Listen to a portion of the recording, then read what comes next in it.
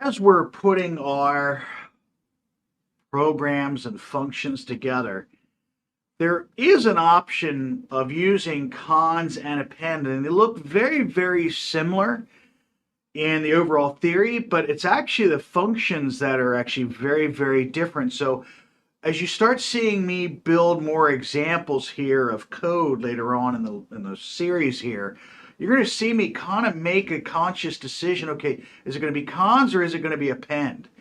With cons, you actually require two values that can be a list. So you could have an element in a list or a list in a list. So that's your options that you have. Now, but notice if the first parameter has to be a list, then it creates a multi-layered list that we've covered previously, which may not be always what you want, and it forces you to do that. So that's why we have appends. Now appends, and this sounds bad at first, so bear with me. Appends requires two lists to combine. But compared to the other one, I can create a literal or a casted list even if it is a single element. And as long as I cast and merge those two lists, it actually allows us to have a flat overall list when everything is said and done. So there is a difference between the two. With the append, it avoids a multi-layered list. So here are some of the coded examples that I've tried out here and there to try to prove this and that.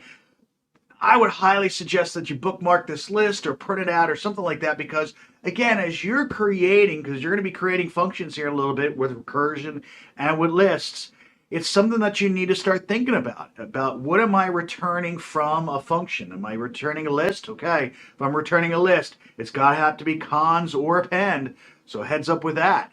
So that's why I'm trying to give you a whole bunch of coding examples, some results from it as well, and then also from your notes. Of course, the marker's hanging over one part of it here.